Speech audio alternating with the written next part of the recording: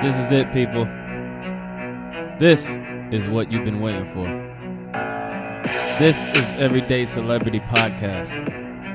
The podcast for everyday people with everyday problems, trying to find everyday solutions to accomplish everyday goals. Let's start the show.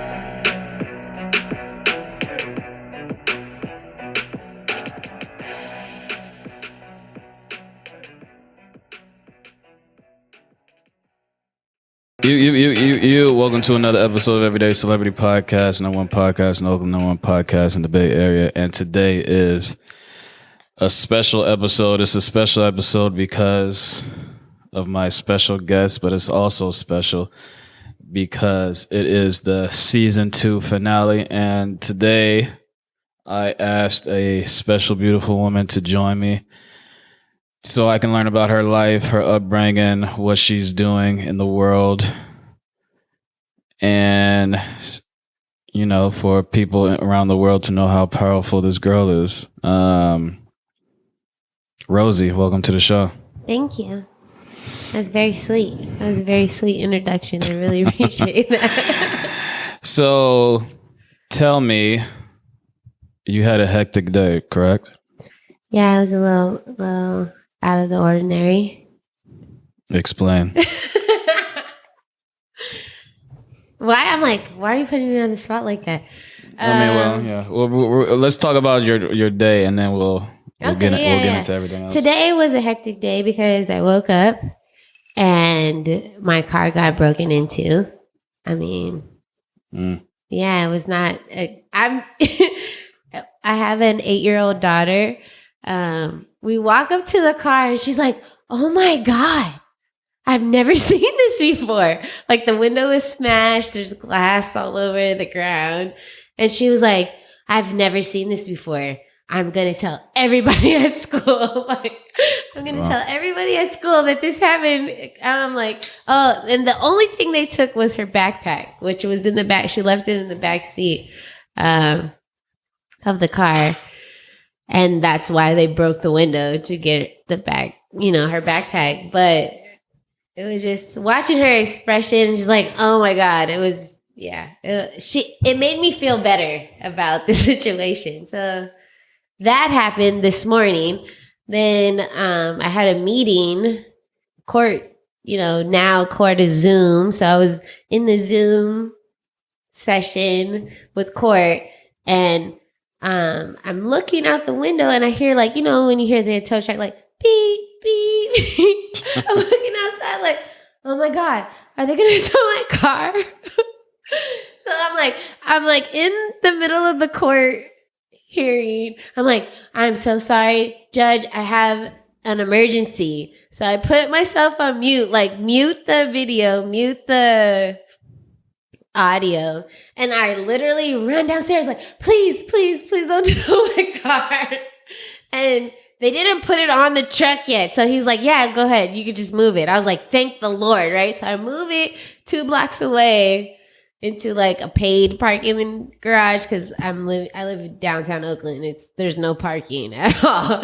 So I parked it into the garage and I literally I'm running the 2 blocks because I told the judge I'll be back in 5 minutes. So yeah. And that was crazy. I'm literally out of breath, getting back to, I told you. What were you on? You were in court on the phone? It was like Zoom, it's COVID right now. So it's not like you're not in court in person. It's like. What were you in court for? What do you mean? This is personal. It was some violent shit? No. It's like, so, me and the father of my daughter aren't together. So we're in mediation trying to figure out the best way to co-parent. Yeah. So it's like a custody type thing. I mean, yeah, at the moment, I've been fully taking care of my daughter for the last 8 years by myself. So he just got reintegrated into her life recently. So it's been a little challenging. So yeah, to say the least. As a single mother, it's challenging altogether, but to have someone be gone for so long and to come back, yeah. So we were in mediation trying to figure out, the best plan to set my daughter up for success, basically. But I had a little hiccup. Today was, to say the least, challenging. Multiple. So, something else happened today. What? Why are you trying to put me on blast? I mean, you're on an interview, so it's about your life. Is it? Yes. Can we talk about my work? Yeah, we're going to get into your work, but something else happened, which was you went through a breakup. I mean, it's a I don't know about breakup. I think we're just having a moment, like I think he's just going through a lot at the moment and taking it out on me. Okay. Kind of and not. It wasn't a good day for his his insecurities. So what's he insecure about? I'm not sure, to be honest. I'm not insecure, so I don't understand when it comes to. I mean, I'm sympathetic. Like I try to have some understanding or put myself in other people's shoes when it comes to those type of issues. But how long you guys been together? We've been dating 3 years plus. 3 years. Yeah, we're on and off, or just like straight up 3 years? Straight up 3 years. Yeah. Damn. Yeah, it's time for a change. You need to see what else is out there. Are you just saying that because you have personal? Of course. You need to see what else is out there in the world, I mean, I do have a lot of people who are interested, to say the least. He's a pretty good guy, though. Rosie, put the mic in your. Yeah, He's a good guy. He's a very. It's hard to beat what he is. You guys been together for 3 years. 3 years, you should be like, you should already know, is this man I want to marry? Yeah, or not? It's the man I want to marry, but I feel like he has his own issues that he has to deal with. Like everybody has their own issues. I'm a very powerful, strong, joyful. I come with a lot of like positive energy. So a lot of people are attracted, to that. And naturally, you know what I mean? I know. All right, well, it's just a natural thing. For him, he's going through a lot. He has a lot of issues, family issues right now that has him in a place that I'm, as a life coach, I'm trying to coach him out of. But I think because I'm his spouse, it's hard for him to take my teaching because I'm constantly coaching him, like constantly like, I just wake up happy. I'm just a happy, naturally happy person. I mean, of course, I didn't naturally get to that place. It takes a lot of work to become if you have to want to be happy. You got to want it. There is a place of joy, on the emotional scale. And some people feel comfortable below joy, like there's joy. And then I guess at the bottom would be fear, right? The opposite. And then there's in between, there's anger, anxiety, all the emotions that come in between, right? Some people are okay being at that middle place, and other people, myself, I'm more comfortable being at the happier joy side of the scale. Other people are comfortable, right?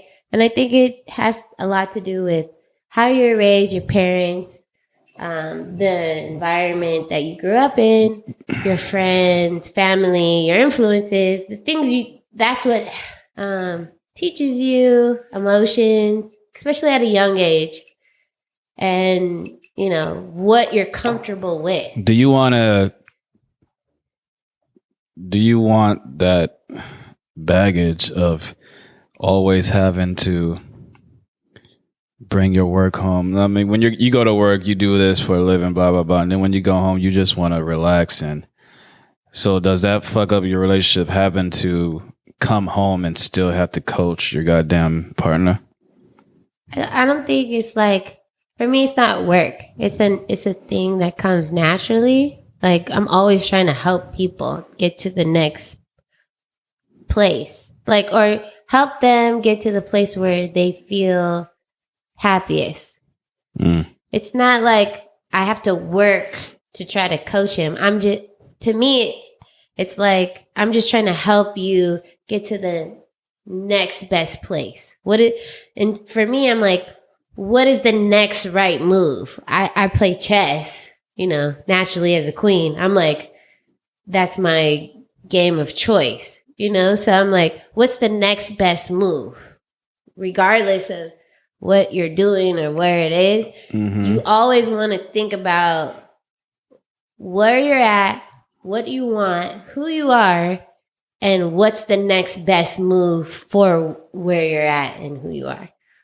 I think if people figured that out, and it really keeps it simple, I think people complicate life and they don't know what they want and they just let life happen to them instead of strategically making the next right moves. You know what I mean? If everybody thought that way, they would have happier, more fulfilled lives. And I'm just really just trying to help them or give them their keys to their happiness. A lot of people give their keys away. And I'm like, don't give your keys away. Keep them in your pocket. And the only way to do that is to strategically move through life, making the best possible next move. You know what I mean? All right, so you're talking about coaching. So let's get into what you do. What do you do? Currently, I own a preschool. Over the pandemic, I wrote 3 books I'm trying to publish, self-publish. Are these books or novels with like chapters and shit? They're books. They're like self-help books. I wrote like a journal, like a planner type of thing with like, I work with I basically teach people about the laws of the universe. A lot of people are familiar with the law of attraction, but there's several laws in the universe. So I just basically educate people on the laws and how to use them to their advantage to get the life that they want. Just like the law of gravity, like no matter whether you believe in it or not, it still exists. Like if you're like, oh, I can fly, I mean, who the fuck doesn't believe in gravity? You got to be a stupid ass nigga. Like what? That's all. That's my point. That's all I'm saying. I put it down that simple, like make it that simple, because everybody knows about the law of gravity, but people don't know about the law of polarity or the law of genders, or there's multiple laws of the universe that people aren't aware of, and I just educate people on that, and then really try to get a sense of what they're doing, who they are, and where they want to be, and I try to bridge the gap between where they're at and where they want to be. Okay. So you own a preschool. How long have you owned the preschool? 4 years now. And what was the process of owning a preschool? I mean, for me, it was really simple. I mean, I was working like 100 hours a week. I had a problem with my daughter's preschool. So, and I felt like I could do it better. Like I felt like if I could do it better, I probably should be doing this.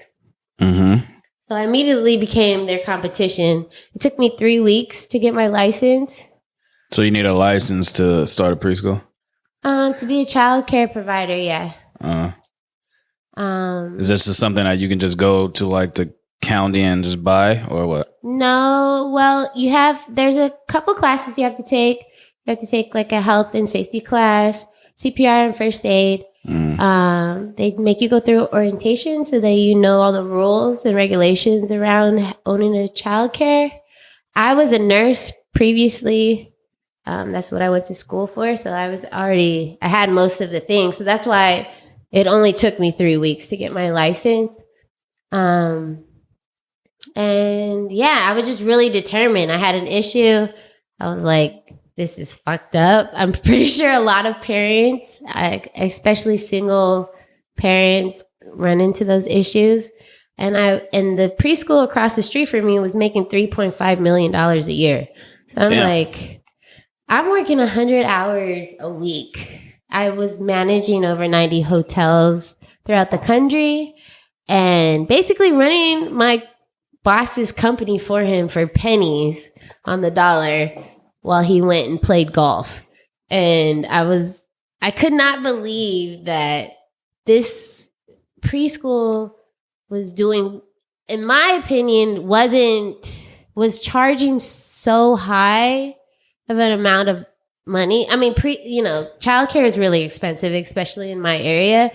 But for them to not have the level of care that I thought they should be providing.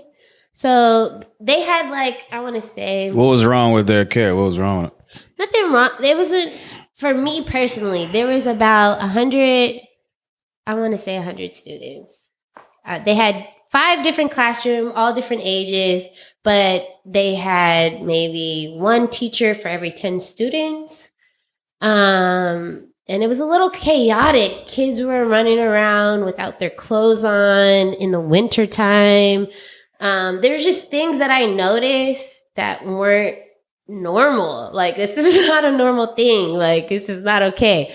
And I ran into some issues that weren't okay with me. And I was like, okay, I have to do something about it. So I opened a preschool out of my own home. I have 8 students. I've been doing it 4 years and it's been working. I mean, I think the difference between their school and mine is a smaller classroom, which means they get more attention. My ratio is 4-to-1. So for every 4 students, there's 1 teacher. And basically we survived the pandemic because my classroom size was so small. So do you run this out of your home? Yeah. And it's been working. What's the age group of these kids? It is, the youngest student I have is 3 months. The oldest runs to 5 years old. And damn, someone gave you their 3-month-old baby? Yes. That's crazy. Multiple people. Wow. I think I've had over 60 students in the 4 years that I've had. I would assume a chick would be like, oh, my baby is 3 months. I'm not letting them go. Yeah, but I mean, in America, that's what age that they only give us 3 months off of work, when you're pregnant. So that's the age that mothers are starting to go back to work. I mean, but now men can take maternity leave, so I figure you can at least stretch it to 6 months. So yeah, you take yours, and then I'll take mine after. I think I was getting 8-month-old babies because a lot of parents got to stay home during work. A lot of people moved, so the my classroom fluctuated. Every month it was different. I had a lot of in and out students. When I very first started, it was like solid. I get to handpick what students I get, and I kept them for until they went to kindergarten. But how'd you build up your clientele? Mostly word of mouth. Parents really liked the care that I provided, so they would, anybody who's looking. And the area that I live in, it's a really good area. I live in Berkeley. Ashby and San Pablo is where the school's located. And yeah, so most of the students, their parents are doctors, lawyers, scientists. And I also take students who are underprivileged, and the state will pay for their. Oh, so you get money from the state because you own a school? No, if the parents can afford the tuition, then the state will provide funding for them. So when you have children, right, do you have to, because you know how in schools they have to follow a certain curriculum? Yeah, I mean, Do you make you make up your own shit? Yeah, basically. Yeah, I have my own curriculum. But preschools, you don't have to. I mean, that's what's the difference between a daycare and a preschool. So my school's a preschool because I have a curriculum. So we follow a schedule, and so they get 2 lesson periods. They have 2 periods where they go outside and play and interact with other children, and then they come. So we're outside about 4 hours a day, 2 hours in the morning and 2 hours in the evening. They get an hour of a lesson period in the morning and an hour of a lesson period in the evening. And then they have nap time, and I provide 2 meals and 2 snacks. And the day goes by pretty fast. It's a 10-hour day. Do you ever get like a white kid and be like, I'm going to fail you just to make things even in society? No. Actually, all of my students are from other countries right now. Oh, yeah? So I have somebody from Ireland. I have someone from France, the family that's from France. I have one student that's underprivileged that's mixed. And a Chinese family. So it's pretty mixed. South Africa, we have Africa. I'm not sure where. They're just like we're from Africa. And Nigeria, I think. Yeah. And then so it's pretty well mixed. It's diversity. It's odd right now in my classroom. I think because of COVID, a lot of people have moved out of their country to come here to be safer and better opportunities. So it's a really diverse classroom at the moment, which is really good. So you've always loved children, or did you just start loving children after you had a child? I'm the oldest of 8, so I've always been taking care of kids ever since I could remember, like 7 years old. I think my youngest brother is 11 years younger. So, you guys have the same mom and dad? Yeah. 8 of you guys? No. My mom has 4 and my dad has 4. So all of you don't have the same mom and dad? No. Oh, okay. Yeah. Who are you close? What? We're a blended family. Yeah. Who are you closest with? I'm probably closest with Amber. She's my stepsister. Speaking of Mike, please. She's my stepsister. Yeah. But she's like my real sister. I'm probably the closest because we're around the same age and we grew up together, same house. And your parents, were your parents together when you were born? Yes, of course. Yeah. Are they married?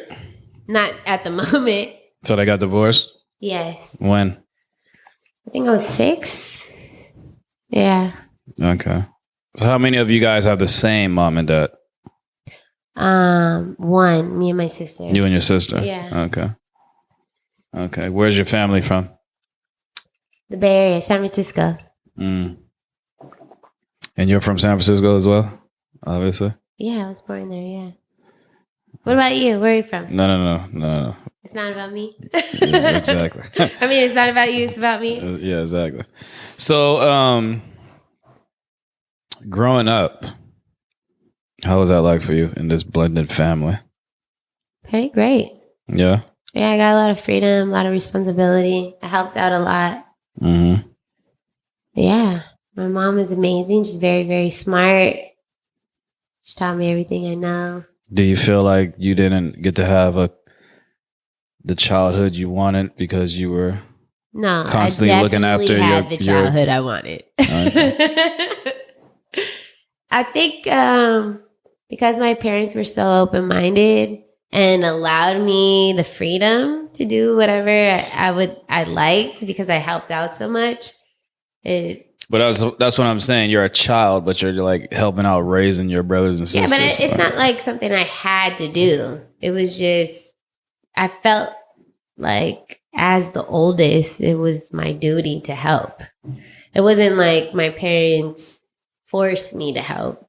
It was just, I'm the oldest. This is what I need to do. What is your dad? Is he black, white, what? Yeah, he's black, African American. And your mom? German. Yeah. Okay.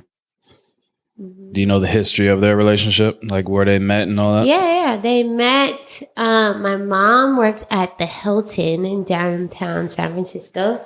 It's one of the biggest hotels in San Francisco. I believe it has Is that the hotel with all like the flags in the front? Or am I tripping? It might be. It has it's one of the biggest hotels. It has cities. It used to be Cityscape at the top. So it's like all glass. You could get the whole view of the city. I think it has 1,000, 1,900 rooms or something like that. It's a really big hotel. And my father worked across the street. I think it was called the Park 55. So they both work for hotels, and they literally are across the street, and it's downtown. I want to say on Eddy and Fillmore or Folsom. I don't know. Yeah, that's irrelevant. All right. You know, no, it was O'Farrell and Eddy. At that corner, that's where they met. Okay. Yeah. And you just hit it off. I guess so. Yeah. Because here I am. Did you feel, obviously you're biracial, are all of your brothers and sisters biracial? They are, yeah. So your dad's 4 children with that are not with your mom or with another white woman? Yes. And my mother had 2 children with a Mexican. So 2 of my brothers are half Mexican, half German. And then I have some steps. So when they got remarried, they had children. If that makes sense. It does. Yeah. When you were growing up, did you feel, because you have a whole bunch of people who are like mixed, and they always tell stories like, oh, I didn't feel accepted by this side, I didn't feel accepted by that side. What was it like growing up? Did you experience any of that? Actually, I never felt anything remotely about anything related to racism until I was I want to say 33 or something like that. I'm walking down the street in San Francisco. Some white guy's like, you fucking nigger, or something like that. And I was just just randomly said that to you? Yeah, just randomly walking down the street, mad at black people or something. And I was just like, is he talking to me? It was just weird because. Did you know what a nigger was? I'm just it was just, I think for me, because I'm biracial, racism doesn't really exist, because how are you racist when you're both racist? You know what I mean? For me, everybody should love everybody. We're all the human race. Well, obviously, but this is the real world. That shit is not like that. I mean, I think a lot of people base things off of appearances instead of character. And I'm more about who are you inside and what are you doing to help the world? It's not really about how you look. I mean. How old were you when that was said to you? 33. Oh, 33. Oh, yeah. So you're already grown. So.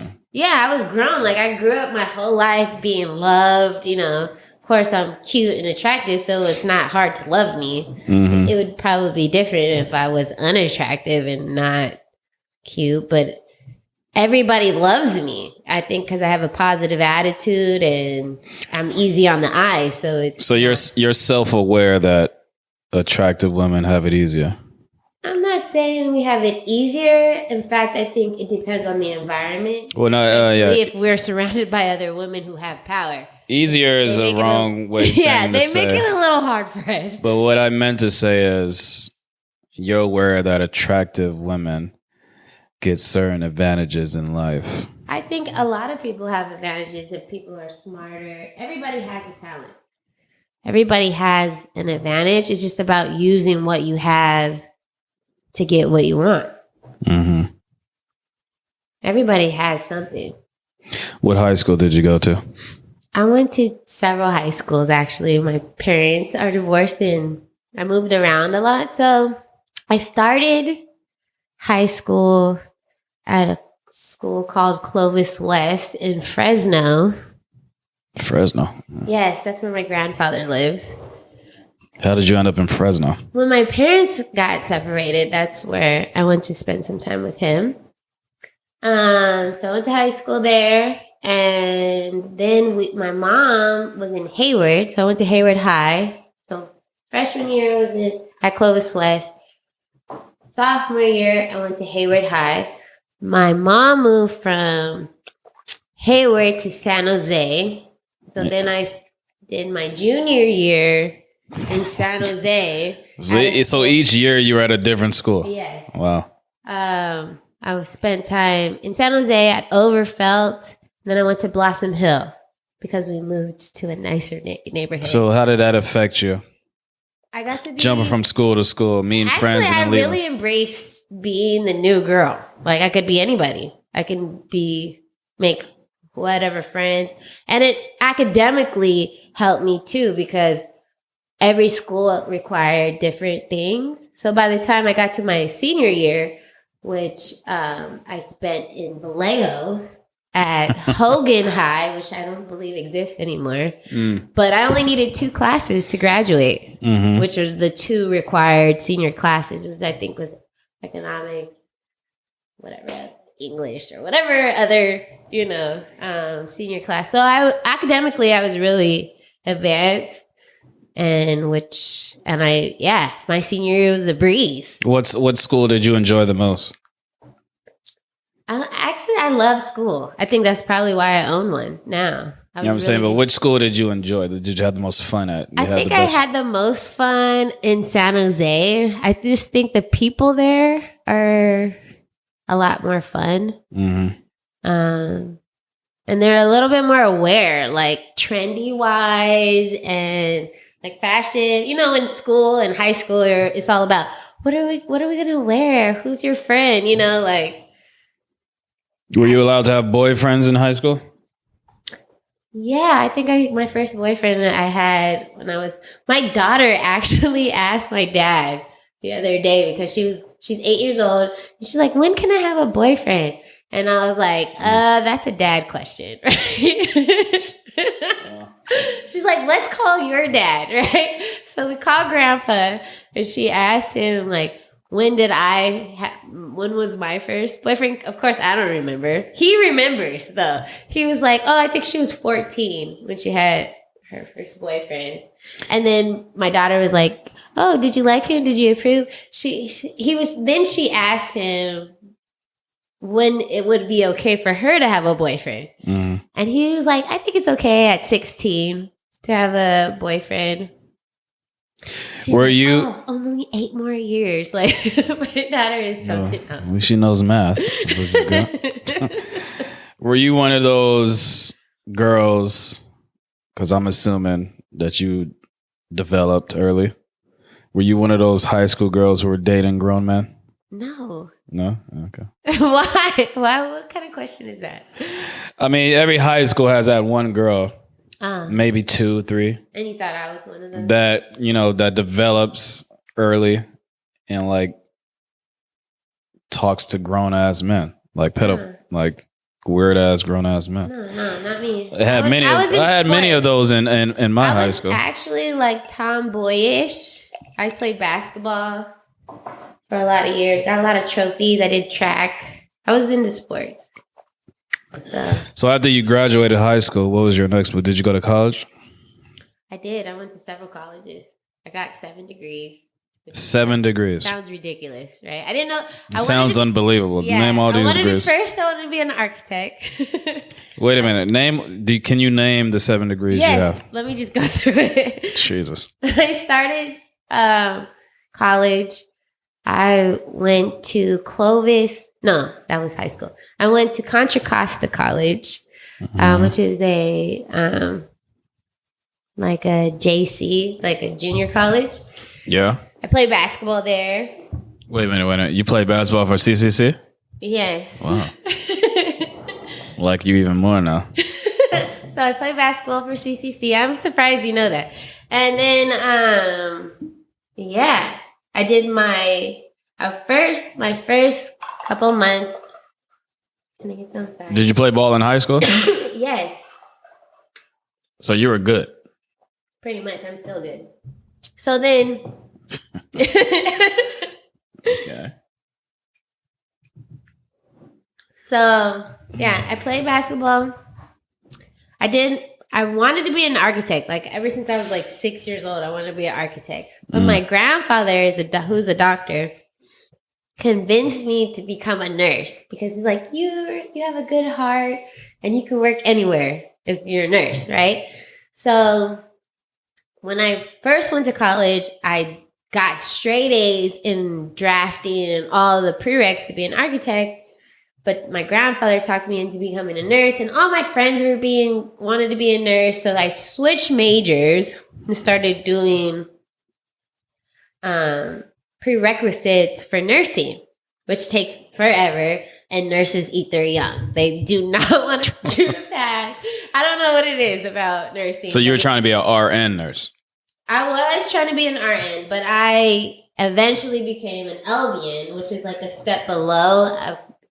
You would call me like a wound nurse. So I basically took care of wounds, and I gave a lot of shots, draw blood, things like that. I floated around a lot. So first I took care of like old people, and then I went into taking care of younger kids, like kids with seizures and kids, So it got really sad. So I was like, I did that for like 6 years. I was like, I can't do this anymore. I'm crying, taking my work home. So then I went into management, and I started managing doctor's office, dentist's office, and that was really fun. I made a lot of money. And then I went into hospitality, and I wanted to be a CEO. I wanted to own my own company. I didn't know exactly what kind of company I was going to own. I was thinking like wellness center, something. I wanted to bridge the gap between westernized medicine and easternized medicine. So the difference is basically westernized is like technology, the way we do things here. Easternized is more like herbs, holistic medicine, acupuncture, things like that. So I was trying to I wanted to create a wellness center that basically merged both of them and actually cure disease. But that, for some reason, did not manifest. I worked like 2 or 3 years on it, and I think the business partner that I had at the time, we just fell short somehow. We weren't agreeing. She wasn't ready to move forward. I was working so hard. It didn't happen. So then I was like, okay, let me just figure out how to run businesses.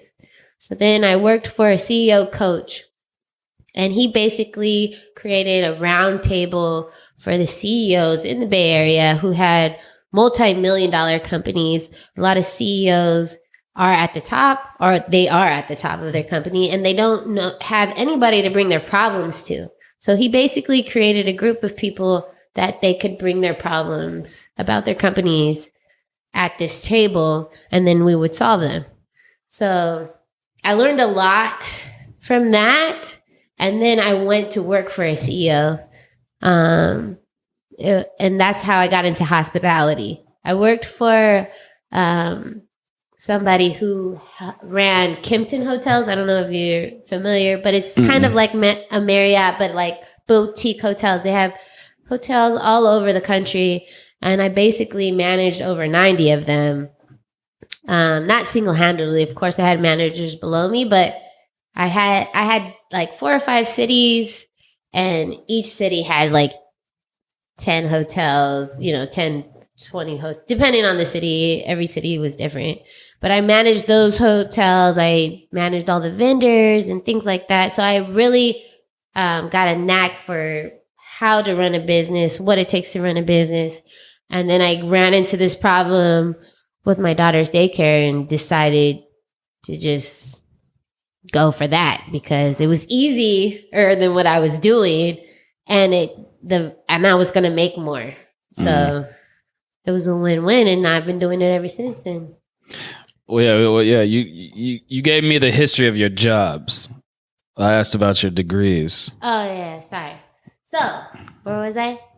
I asked, name your 7 degrees. Okay, so my first was, of course, I have liberal arts, which is like your normal.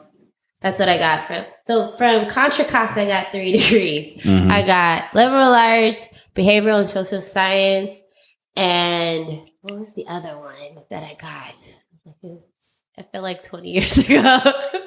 There's another one. I want to say social, but I say behavior and social science. There was another social science. I can't think of off the top of my head, but I know I got 3 from Contra Costa. Then I moved on from Contra Costa to San Francisco State, and I got holistic health degree and a health education degree from San Francisco State. And then I went to Cal and got a project management degree. And I also went to Argosy University, and I got my business degree from there. And I'm like, is that all of them? Oh, I got a couple nursing degrees. Forgot about that. That's what happened before. After Contra Costa, I went into nursing school, and I got a certificate in nursing and a AS in nursing, which made me an LVN from Carrington College is what it's called. It's like a trade school. Yeah.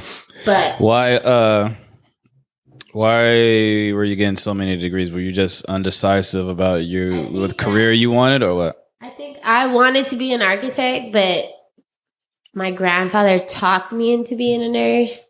And then because of my family and their statute is like, oh, you have to get these higher degrees. You can't just have associate's degree in nursing or, even though at that time I had 4 or 5 degrees, it wasn't enough, and then I wasn't happy.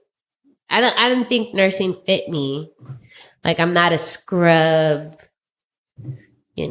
type of sneaker type of person. But I think it just didn't fit me at that time. And I was living through other people. Like I wanted to be a nurse to please my grandfather instead of really truly just following what I wanted. And I think that's why I developed this life coaching program, to just help people not try to live through other people. They should make their own choices for their own life and believe in themselves that they can do it. And I feel like being afraid of failing is how you know you're on the right path. Like, that fear that's what got me to where I'm at. Like, I was afraid of leaving a job 9 to 5 and going into entrepreneurship because of that fear of, like, I don't know if I'm going to get this paycheck from every week or 2 weeks or however you get paid. But it just skyrocketed the income potential. There's no cap. When you become an entrepreneur, there's no stop point on the amount of money you can make. I wouldn't agree. I don't agree with that. I mean, the sky's the limit. Like, well, you gotta. First of all, entrepreneurs, you're gonna be broke. You're gonna be broke, and it's a struggle for years. And 10 years might go by. No, and I don't believe that at all. It's not that I really easy. feel like if you find your passion, it doesn't matter what you do, you're gonna make money at it. You could wash windows. If you're washing windows and you're passionate about washing windows, and everybody knows you wash windows, you could be washing windows for the skyscrapers, all the People are going to pay you to wash the windows. Yeah, but in order to get those big contracts to wash those skyscraper windows, you got to be passionate about it. No, you got to grind and wash windows. You're not just going to. You're not just about the grind. You are not just going to stop. The name hustler, like people are so like, I gotta hustle, I gotta grind to get here. I hustled and grind, and I worked my ass off, and I worked hours and hours, and I have never worked so less and made so much money because I'm so passionate about what I do. Are you talking specifically about your daycare? Yeah, I feel like once you find what you're passionate about, the money is going to come. Like, so when you started your daycare, did you start it with already all these 8 students? No. So when you started your it took me 2 months to get my first student. And I had one person that believed in me that funded me. So I worked to pay my bills. I hired my best friend to set up my daycare. And she stayed there with no students. She basically set it up, decorated, made it look like a daycare, and just did advertising.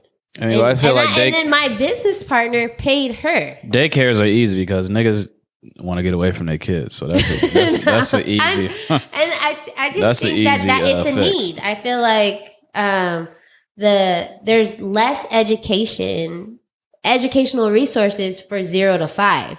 So because I'm so needed in my community, that's why I'm doing so well. I think, and I love what I do because kids love me. Kids love me. I love them. It works. Yes, that's fine. That's fine. Yeah, that's your story. To go to the park and teach them how to swing. We're swinging today. All right. Stop. I need to set you straight. Okay, stop. That's your story.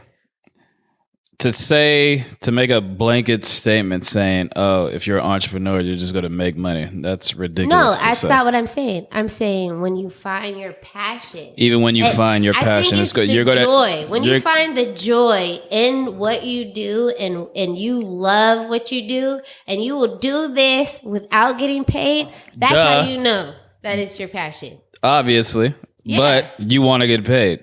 Yeah, if you're really good at what you do, you will get paid. Yeah, eventually, but you have to It's just like you have to believe in yourself. I'm passionate about being a comedian. Okay, I'm very passionate. Do you think Kevin Hart just popped on the scene and started making millions and millions of dollars? Of course, you have to work to get what all right, exactly. You're at, so you're right? gonna get. But you gotta love it too. Yeah. That's all I'm saying. There has to be joy. There's gotta be. But you said, no, you just love it, and then you're eventually. You're telling me like you gotta hustle. You gotta hustle. People who are successful do not identify with those words. They don't identify with hustle and grind. Yes, they do. The top people that are making the most money in this world right now, they don't identify those. You know what words they identify with? What? Joy. They identify with that. Well, yeah, obviously now they do. How can they make an impact? When they're already established and successful? You think Jeff Bezos wasn't? If you look, Jeff Bezos put a picture on when he started Amazon in his garage with his ex-wife. In his garage, Jeff Bezos started Amazon. You think he was hustling and grinding. But now he's one of the richest men in the world. In order to get to that level, you had to hustle, you had to grind, you had to do a whole bunch of shit. So it's just not, he didn't just pop on the scene like, boom, Amazon is Amazon, what it is now. Yeah, but I think I studied, when I worked for the CEO coach, I study CEOs. Jeff Bezos was one of them. And you know what made him stop working and go into Amazon? He was like, I don't want to regret not taking the leap. If I didn't start this company, I don't want to be 80 years old in my deathbed saying, what if? We're talking about two different things. No, I'm talking about Jeff Bezos. I seen the interview when he was really talking about the moment he switched he had a good job. He was making great money. Everyone has a good job. Everyone quits and takes a chance on himself. Like I quit my job and launched Everyday Celebrity Media Company, and I wanted to grow and be considered with iHeart, Spotify, and like every other digital media company that's out there. obviously, Facebook. You look at Facebook. That motherfucker Zach, he was in Harvard. He dropped out because he had an idea and he started a business. He took a chance. Every entrepreneur takes a chance on themselves. That's obvious. Yeah, but my point is, you don't take a chance on yourself unless you're passionate about it. You gotta be able to work this job and know you're not gonna get paid. Yeah, and exactly. love it. I do this podcast and I know I'm not going to get paid for a few years, but maybe. But do you love it? Yes, I love it. That's why I still do it. Is there joy in there? Yes, there's joy. That's why I'm fucking talking to you. Yeah, that's what I'm saying. But eventually, that joy, that is what makes you successful. Someone's going to hear this joy and then be like, "Yo, damn, I want to sign this nigga. I want to sign this nigga. I want to get this nigga a fucking $2 million contract." And then boom, next thing you know, me and you are in Fiji. I'm okay with that. but it's going to be a fucking struggle. It's I already know that. It's not going to be a struggle. It's going to be a struggle. I'm running a business and I don't take money from banks. All the money that I have two employees and it all comes out of my pocket. Yeah, but all I'm saying is once you find that place of joy and happiness and you're not thinking of the negative things and you're just thinking, this is what's going to happen. The end picture is what happens. Like if you constantly focus on the positive and I'm going upward and this is what I want, eventually you're going to get there. It doesn't matter how long. You could be baby stepping. I'm baby stepping. As long as you know the right way or the next right move to the end picture, you're gonna make it. Mm-hmm. You know what I mean? How do athletes or professional athletes win the race? They visualize themselves winning the race before they actually win the race. You have to see what you want before you can hold it in your head. You know what I mean? Yeah. So it's not just gonna automatically get there. You have to have that enthusiasm, the joy, those good feelings, and that's what's gonna drive the momentum to get you there. We're saying the same shit, just different ways. Are you sure? But I'm saying it more realistically. You're saying a fairy tale way. I'm saying like there's gonna be struggle. Look, Frederick Douglass, his famous quote: "Without struggle, there will be no progress." Well, that's what I'm saying. I listened to Denzel Washington earlier when he was giving a speech to some graduate students. He was talking about failing forward, right? Everybody fails. Even like the person who invented the light bulb. What was his name? Thomas Edison? Mm-hmm. He failed 1,000 times. I didn't even know that. Well, first of all, we don't even know if he really created it. It might have been a slave back then. And that nigga just took credit. Scientists, the way that they're successful is they fail first. They fail 1,000 times before they make the light bulb, for example. Yes. You have to be, you can't be afraid of failing when it comes to success. Yes. You have to be comfortable with it. Yeah, It's going to be hard. There's going to be a struggle. You're going to fail. You got to feel comfortable with that if you want to be successful. When's the last time you failed? Today. I felt like it was a failure because no matter in my relationship with my future husband or whatever you want to call him, I don't even know at this point because he's going through this situation I can't help him with. You know, like he has all these issues with his ex and I feel bad for him. Sounds toxic. Yeah, it's really bad. But it's not my problem. At the end of the day, no, it's not. That's his problem. I'm there. I care about you. You guys are an item. I'm listening to you. I understand you're going through this, but at the same time, it is not my problem. That's your problem. I'm just here to help you get through it. And if you don't want my help, that's fine too, but I'm not going to sit there and be in your misery. Mm-hmm. How am I going to help you if I'm there in this horrible place that you're in? There's no way that I can help you. In your years of life, when was the darkest time? The darkest? The darkest time. This is a really serious, deep question. Welcome to the podcast. Okay, so I think when I was pregnant with my daughter, her father went to prison. I was 4 months pregnant. You sure know how to pick them, don't you? Yeah, I was 4 months pregnant. He went to prison. He got 10 years. For what? For being with the wrong people at the wrong time. So he robbed some banks. That's what you're trying to say? No. I think the person, he had the rental car. I remember this day specifically. Let me break it down. Okay, so we got into an altercation because he believes in Yoruba religion. I don't know if you're familiar with Yoruba, but it's a very old African religion. It's before Christianity. It's probably one of the oldest religions, but they have demigods. I don't know if you heard of Oshun, Yemiya. It's an African religion. Yes. They have different demigods between God and people. So you have to go to these demigods to ask for what you want, and the demigods will go to God. You can't, not like my religion. So the nigga was crazy. That's what you got to. That's just. I mean, it's an African tradition. They believe in what they believe in. I believe in the Holy Trinity: God, Jesus, and the Holy Spirit. Yeah, that's just me. I go to church on Sunday. I sing and dance. That's me. That's my. I can get into religion and break that down. But okay, so we had this disagreement, right? He's Yoruba, African tradition. I'm Christian. Well, traditionally Christianity or Holy Trinity, right? Yeah.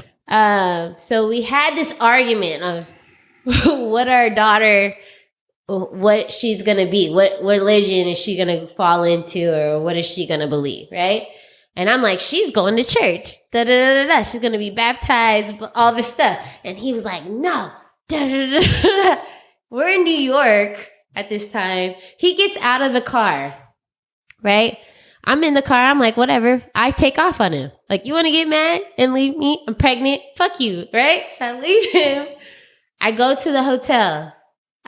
We just recently booked. I booked it on an app.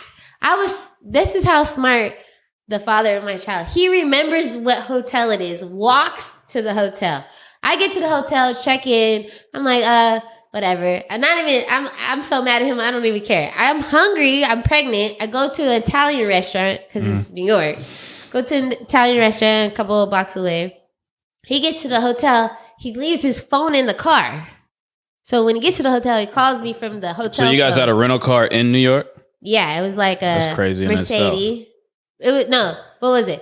It was a Mustang drop top blue. Why would you rent a car in New York? Because we don't live there. Oh, all right. So I'm in the car, go to the Italian place, get the food, whatever. At the time, my ex-boyfriend is in New York too, coincidentally, right? So I'm talking to my ex-boyfriend like, oh, I'm in New York too, da-da-da-da-da. Oh, okay. Right? On the phone. I leave my phone in the car, right? He leaves his phone in the car. And then he gets to the hotel. I tell him, oh, I'm at the restaurant. He comes to the restaurant. He's like, oh, give me the keys. I'm going to go to the car to get my phone. Goes to the car, finds my phone, sees I'm talking to my ex, gets upset. Why were you talking to your ex? Because I was mad. And he's my best friend. But anyways. So that was wrong in itself, but keep going. He's my best friend. I was in New York. He's not your best friend. He's not your best friend. Why? You still talk to him to this day? Yes. All right, whatever. Continue. He's my best friend. Go ahead. So he gets upset that I'm talking to him. As he should. Emotional. As he should. Through the roof, emotional. I'm like, whatever. We get back. Blah, blah, blah. I'm a nurse at that time. Have to go to work. So I'm getting on the plane. This guy's crying. Like. Wait. You're getting on a plane to leave New York? Yes. The next day. The next morning. Okay. So you were a nurse back in California? Yes. Okay. While I was pregnant. I go back. Go do my nursing thing. This fool goes... And he's still in New York? Still in New York. Goes to be with his friend, whatever, emotional, crying. His friend's cousin... Wait, stop. Because I want to dissect this story. So, you guys went on a small vacation to New York together, correct? He had another house there. So Okay. I was constantly going back and forth. So he lived in New York. Connecticut, which is very close to New York. Yeah. Did he live in New York or Connecticut? Connecticut. So, but you guys were just in New York. Yeah. So you visited him in Connecticut, and you were just in New York for a couple of days, and then you flew back. But he was living there.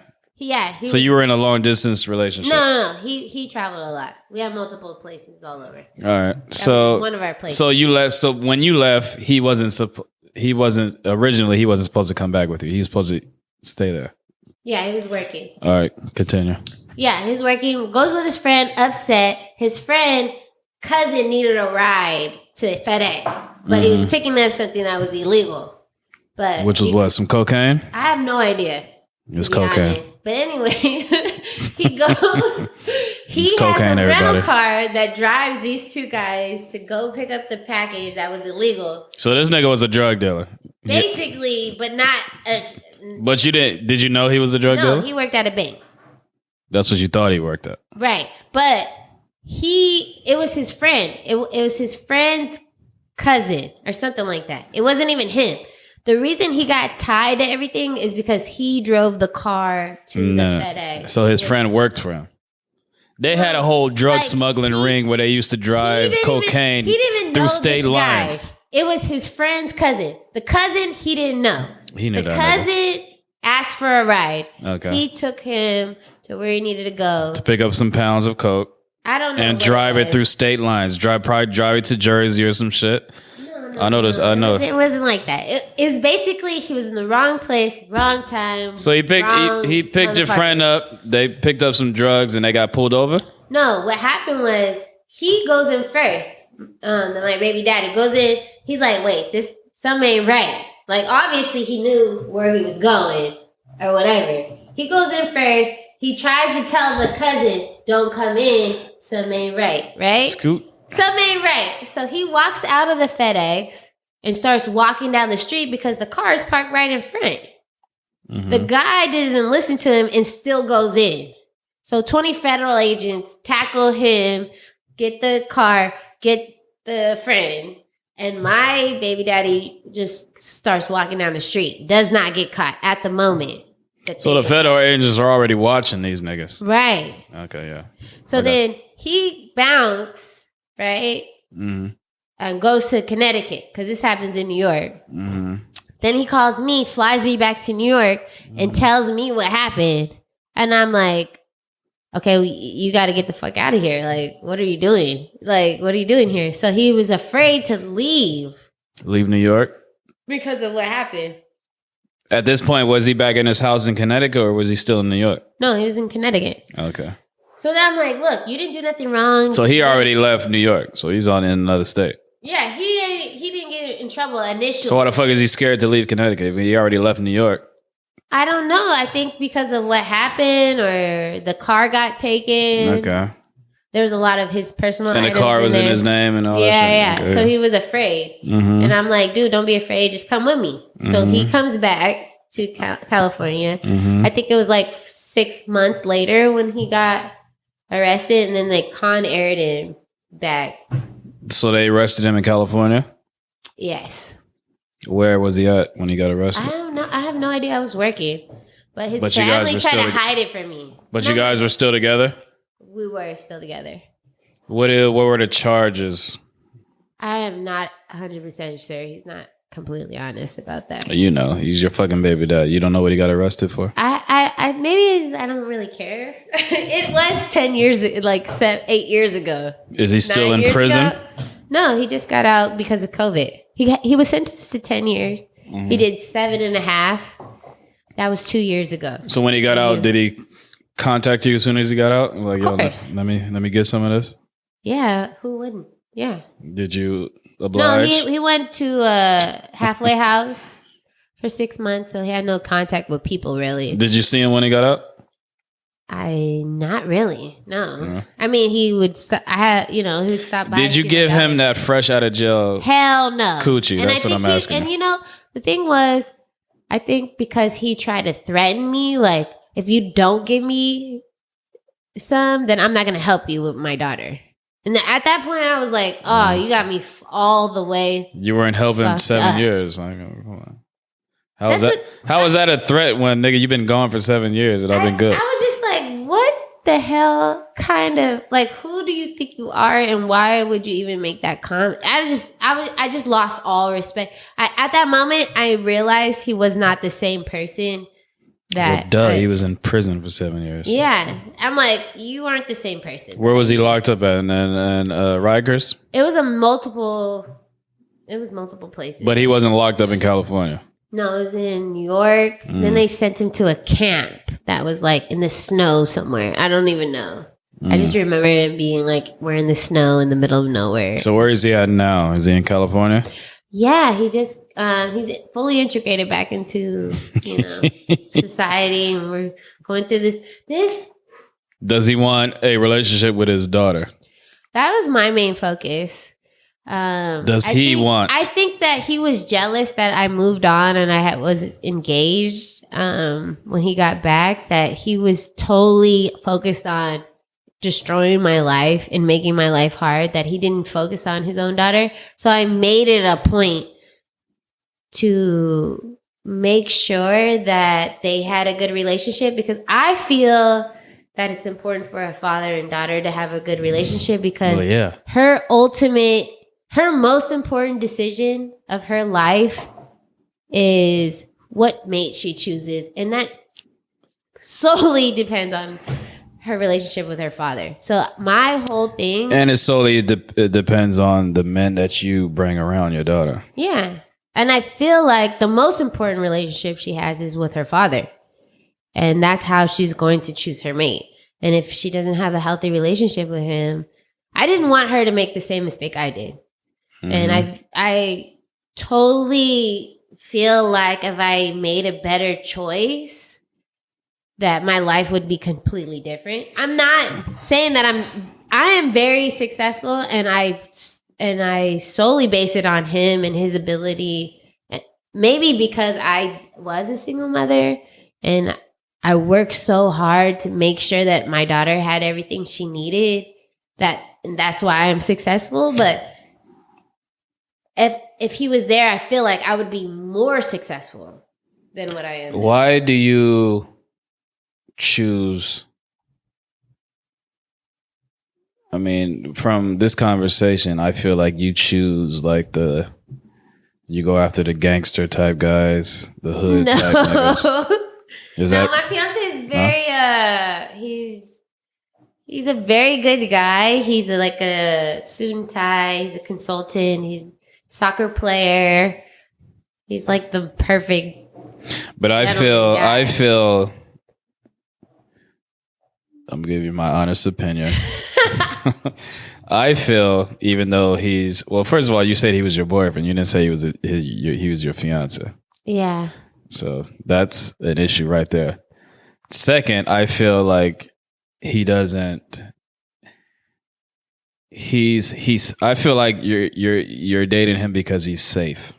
He doesn't give you that spark. Like, he doesn't get you wet. You know what I'm saying? No, he doesn't. Well, let me finish. Let me finish. He doesn't give you like, oh damn, every time I see this guy, I like get butterflies. I feel like you're dating him because he's just safe. No, I think that he has a lot of issues and insecurities and things that he's dealing with in his past that he can't let go of. I feel like you're ignoring a lot of red flags. That's what I'm saying.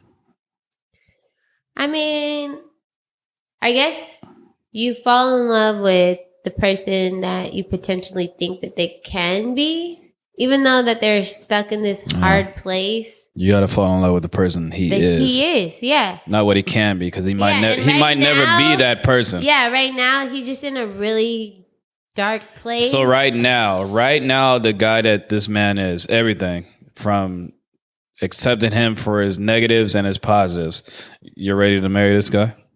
Right now, the way he is now, without changing him whatsoever. You're ready to marry this man? Spend the rest of your life? Yeah, I think he makes me better. Lies, you're lying. No, he makes me better, and you just broke up with him. I didn't break up. I think that he's going through a lot, and he feels in this place where he's stuck. And I can't deal with it anymore. I'm like, look, dude, I'm a very happy, I need love and happiness. Like I thrive on positivity. And if you're in this stuck, miserable, like he's in a place where he's miserable because of his ex. And she won't let him see his children. So he has kids with other women? Yeah, he has 3 children. With the same woman? No, 2 different women. One is 25, wow. Very, very intelligent, beautiful.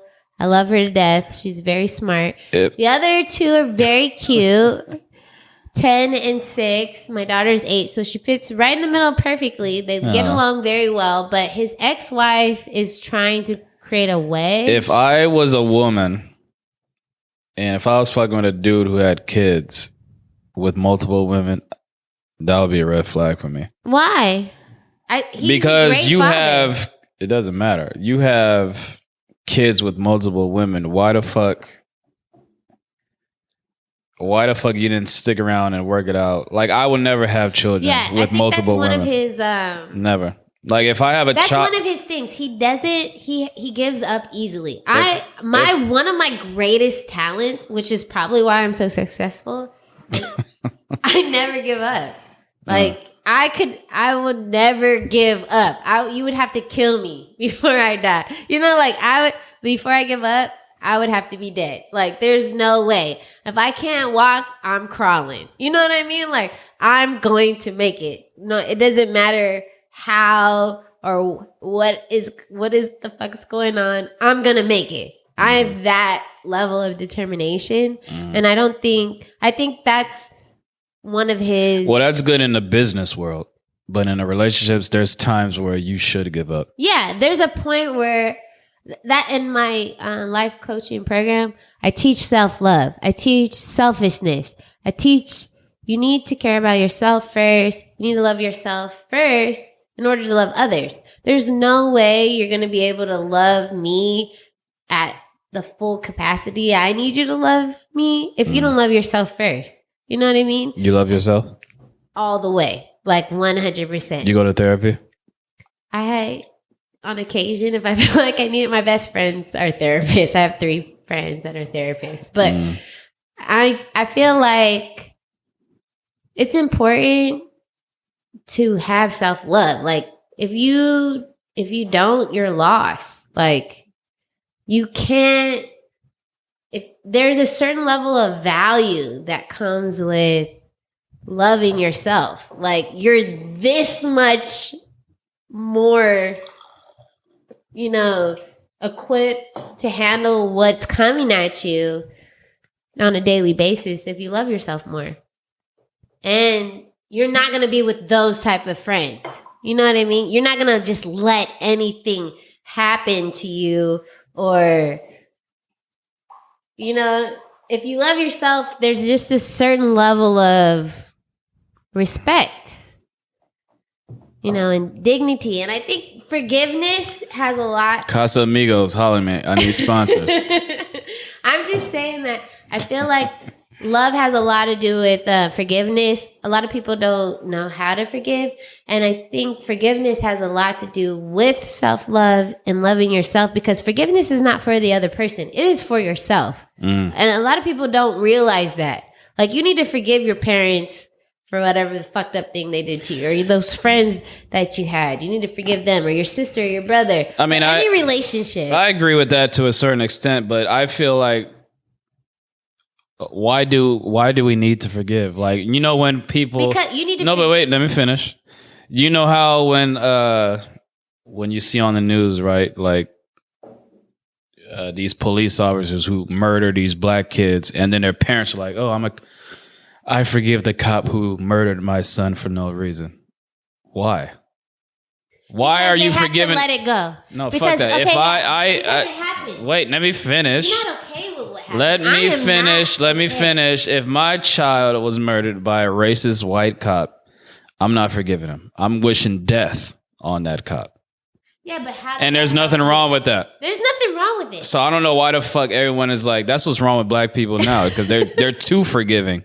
Like, why the fuck are we forgiving everybody? That's why forgiveness has to do with self-love. Because forgiveness is not for the other person. It's not for the cop. It is for the parent. Yeah, the parent is not saying it is okay that cop killed their son. They're not saying it is okay. They're acknowledging that it happened and they're letting it go. I will let it go when the cop gets the same fate as my son. That's when I will let it go. So when that happens, then they're both dead. I will feel good. But you'll feel good, but there's no forgiveness. You're still holding on to it. No. I would come to reality that my son is gone, but I would feel better that the man who took my son's life is in hell. Yeah, but what we're talking about is forgiveness. We're not talking about what happened and how you feel and all that stuff. Basically, what I'm saying is we don't need to forgive. No, what I'm telling you is you need forgiveness for yourself. But there's to let go. And acknowledge. That's one scenario. This happened.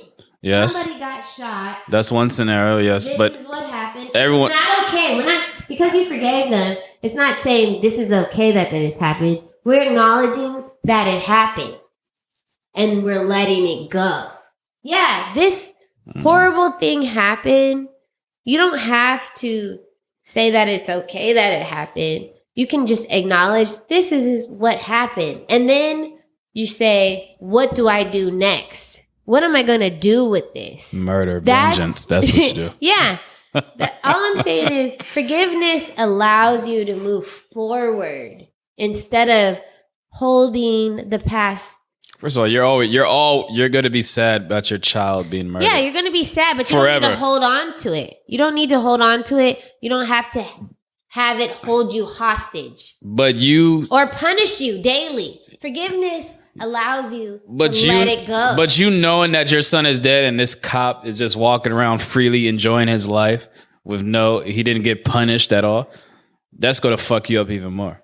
And it's going to drive you crazy. Yeah. Hold it because you're not letting it go. So that's the difference. How can you let it go? Self-love allows. There was no justice. There's no justice in the situation. And self-love come hand in hand because it allows you to let go of what happened. See, that's that Christian, and not continue to punish you. That's that Christianity shit. No, it's not Christianity or none of that. You don't want to be punished every day and reminded that your son got shot by a white cop. Exactly.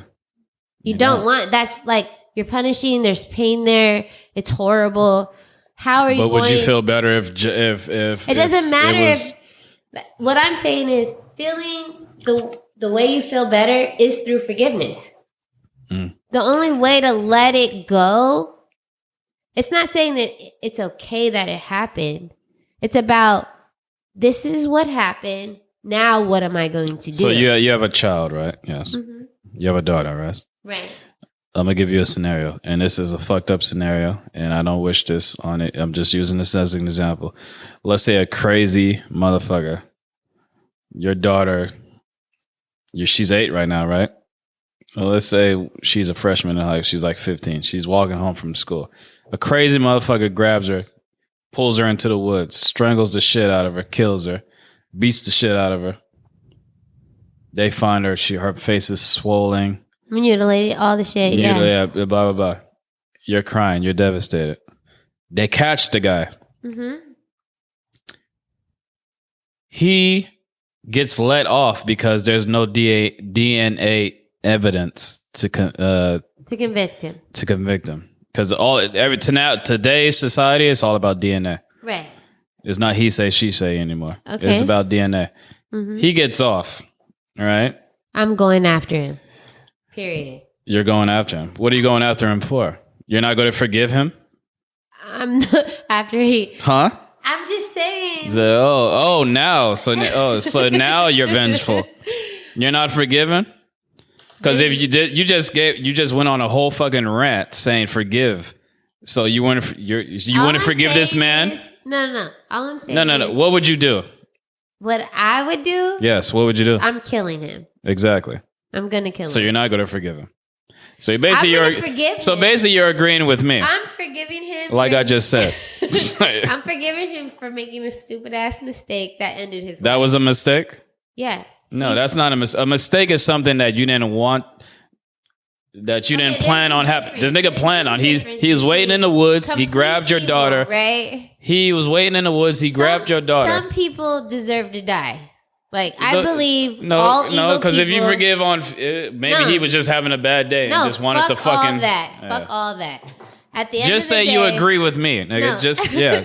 I'm not agreeing with you. What you just said you would kill this man. I'm just saying all evil people deserve to die. Well, what makes him evil? You said about forgiveness.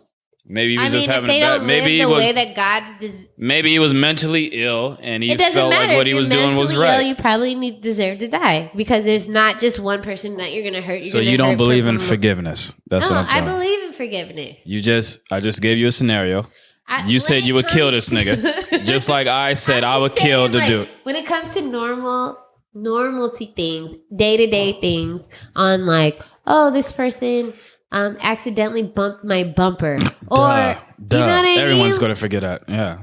Not everybody. Some people have extreme anger problems. It was a mistake that he didn't wake up in the morning saying, oh, I'm going to drive into somebody's car. No, it was a fucking mistake. Obviously, oh, I forgive you. Let's insurance, blah, blah, blah. That's easy to say. But what I'm talking about is situations where Black people seem to forgive no matter what. Well, because Black people are too forgiving. And what I'm saying is, no, fuck that. Wish death on this person that took your son's life. I truly feel like if they're evil, they should go. Like, if you're wishing bad, ill on people intentionally, like if your sole purpose on life is to make someone's life harder, you take them out. I'm like chess. I'm the white team, you're the black team. Did you see We're taking people out. You obviously saw George Floyd, right? That whole video of the guy kneeling on George Floyd's neck. Yeah, like did you see? Couldn't breathe. He's like, I can't breathe. Exactly. So and he still fucking died. Do you believe that that white guy got that was justice was served? No. Even though he got convicted? Justice was served because of all the people that saw that video and was very fucking So you upset. feel justice was served? No, I think that it's a yes or no question. It's a yes or no question. Do you feel justice was served? I think that had to happen so that everybody in the world could see. No, everyone knew. Everyone already knew about racism. No, not Do you everybody. I'm talking about that. No, white people did not know how bad. It's 2022, okay? No, I know it's 2022, but everybody knows because of George Floyd. Like, they know what the fuck it is now. Because there's physical evidence that police do this. Like, they didn't know. Yes, they did. No. 2022, George Floyd was not the first time white people realized that cops murder. I can give you a million cases before. White people murder black people all the time since fucking 400 years ago. But I don't think concentrate on the question I'm asking. Do you think that he got justice? Do you think justice was served when he got convicted? Specifically at that moment, no. But I think over time, so why do I think that had him having injustice help other people have justice. Justice was not served. You know why? Because he took a life and his life should be taken. I think that there are no That's mistakes. why. Simple as that. I think by the laws of the universe, that white cops everything happens should be murdered in prison. No. And justice will be served. Multiple people should be murdered and in prison because they're evil. I just think that it's not just white people. I think every race has an evil person. Yeah. I'm like, of course. We don't want to talk about white and black. But I'm just giving you an evil doesn't have a race. There are evil people in this world, and they all deserve to die. And that's truly how I feel. It doesn't matter what color they are or whatever the fuck. I think all evil people need to get taken out. All right, well, let's get off this evil shit. Tell me about these books that you wrote during this pandemic. Yeah. What are the names of them, and what are they about? So one's called Positive Healing. It's funny how we went to killing to positive healing. Yeah, Positive Healing. It's about life, health, and relationships. So I basically talk about the universal laws. I go into how the power of will. You can't even move your pinky finger without that power. And I think that the power of choice is very important. Like if people utilize their power of choice, that they could have better lives. And I don't think that they realize how powerful they are as individuals and how closely we are to God. Mm-hmm. And every thought that we think and every emotion that we feel, because our emotions are aligned with our thoughts. So your emotions and how you feel give you a clue on your thought pattern, right? So we have multiple thoughts a day, right? There's no way of really monitoring every single thought, but your feelings are your compass on how you're thinking. So if you gauge how you feel, you kind of can gauge the way you're thinking. And if you can train the way you think, your quality of life will get better. And I think that if people start slowly integrating meditation and affirmations into their life, that their quality of life will get better. So because I have a preschool. Is it like some speak into existence type shit? I don't think people realize how powerful they are, and it's really that simple. But do you think everyone is powerful? Yes. Like everyone can't be a king. Everybody can't be what? Every man can't be a king. Like you see all these black, you see all these black guys like, "Oh, I'm a king." No. Every man can be a king, and every black woman can't be a queen. No. Queens are born, kings are made. So queens come from generations of queens.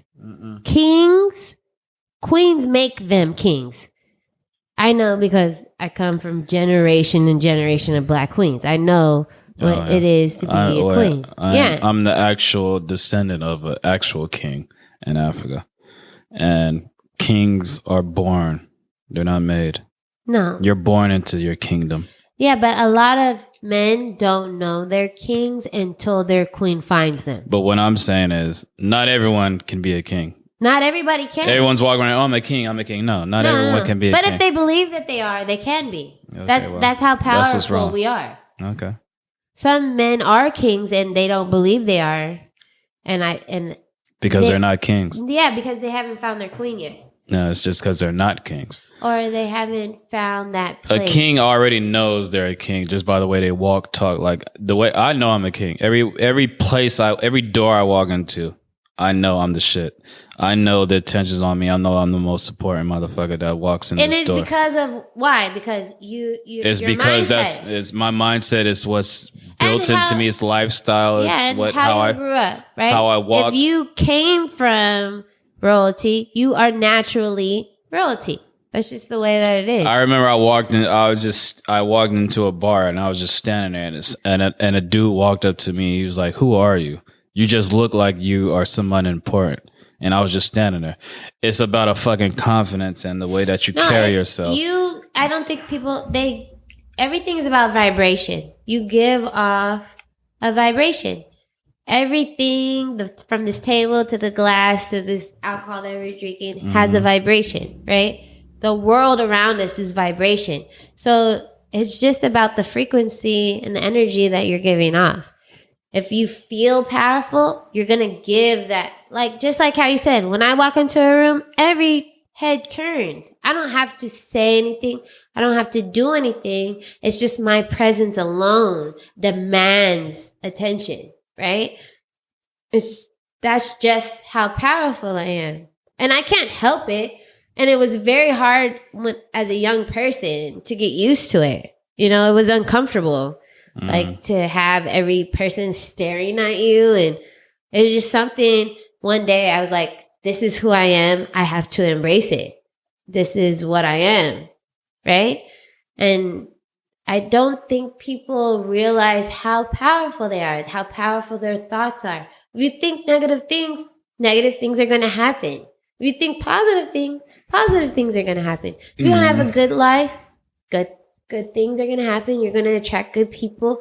and that you will have that good life. If you think, oh, I'm never going to be somebody, I'm never going to do this, that fear and all of that will manifest. That's how powerful we are. We are created in his image and his likeness. We are little mini gods walking around. You know what I mean? That's how God experiences life, through us. So when you wake up in the morning and how you feel and what you smell and breathe and all of the sensations that you feel, that's how God is creating life around us, everything. Like, I don't think people realize what they are. And they're just letting life happen to them instead of strategically orchestrating their life that they want. And if they do that, if they start to even try to feel positive, like joy, or just even like, I really feel like depressed people and people who are in this stuck place. And like, I really noticed during COVID, the difference between people, right? Like, because this horrible thing is happening to the world, right? They're like, I can't help this. Like, people are getting sick. This could happen to me. Like, you can completely see the difference between what media and the news and how it influences people. Like, how covered up they are. They have the gloves on, the mask, they have a hoodie. Like, they're fully equipped to go into the store. And me, I'm like, I'm not going to let this disease affect my life.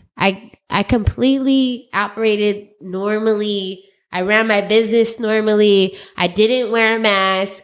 I didn't wear, I'm a nurse, so I know how to, protect myself against germs and, I'm already equipped with all the knowledge to protect myself.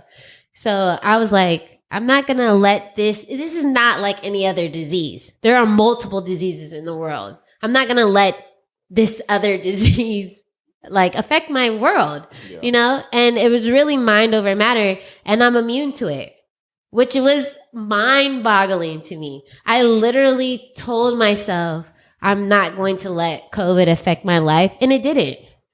So you never caught COVID? I never caught COVID, and my fiance caught it, and I was intimate with him, and I still didn't get it. So that's how I know I'm immune to it, because multiple friends had it. I shared cups. Are you vaccinated? I'm not vaccinated. Okay. I'm totally anti-COVID.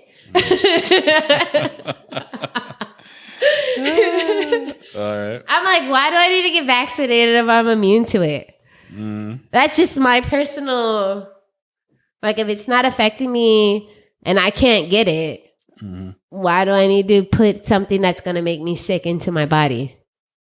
I mean, and I studied vaccines as a nurse. You're putting COVID into your body so that you can build antibodies against it. So why would I do that? What is the point if I'm immune? Oh, each his own, yeah. I mean, that's just my opinion, right? You could do whatever you want to your body. This is my body. Yes. Right? And I feel like I don't want it to affect my world. And it hasn't. And I really think it's mind over matter. I really feel like I make the difference. I make this world better. I am the difference. And I feel like if there were more people, that's why this world is this, because of people like me. It's not because of the people that are bad or who wish ill on others. Life happens through love. Love is all there is. And if you spread more joy and happiness and love, then all the disease would disappear. There's disease because people have ill intent. They feel sick. They want bad things to happen. Stress causes illness. And I feel like if you eat healthy and you exercise and you love. If you're not a fat ass motherfucker, you wouldn't die from COVID. Yeah, say that. I'm just saying, if you had all the aspects of your life, it was healthy, then and it was well-rounded, you would be healthy. I think people don't realize all the aspects of their life and they don't realize they need hugs from their mom, or they need to talk to an old friend that they haven't talked to in a long time, or they need to move their body. You know what I mean? You don't have to lift 100 pounds every day. You could just take a walk around the block, like just get out of the bed, and do the things that you naturally feel good to you. You will be more, healthier and happier. And I feel like God put me here to just help people, find their way, like find their purpose. Because everybody has a purpose. There's it doesn't matter what you look like, how fat, skinny, whatever. Everybody has something. Everybody has a talent. Or you wouldn't be here. Yeah. Everyone is here on for a reason. Yeah. Even disabled or whatever. They're here for a reason. They're here to help or love or show us how we are, what we should be grateful for. I don't really think that people realize what they have and how talented they are. Everybody is created for a reason. There are no mistakes. So I just feel like if people realized or went for what they're passionate about instead of what they feel like they have to do because we create, our society created a system and it basically modernized slavery, right? Mm-hmm. You feel good about going to this job day in, day out that you don't like, that you're getting paid, $15 an hour to do shit for somebody else's dream. And it doesn't make any sense to me. You feel good about working $15 an hour for somebody else? I don't understand that. I think that if people really just figured out what they're good at and what they love, then, because you want the Michael Jordans playing basketball, you want the best surgeons performing surgery, you want the best artists making art, if you want the best chefs cooking for us, every day would be a feast. Every day would be a party. There would be no homelessness. It would be a heaven on earth if everybody just focused on their passion instead of, I need to make money to pay the bills, to do this for shit that I don't need or clothes that I don't need or, Yeah, you need a podcast. That's what you need. You need a podcast. But tell the people where they can find you. Give them your social medias. Right now, your business, whatever the fuck you want. Rosie Mitchell or missrosie.mitchell.com. My email address is rosiespreschool@gmail.com.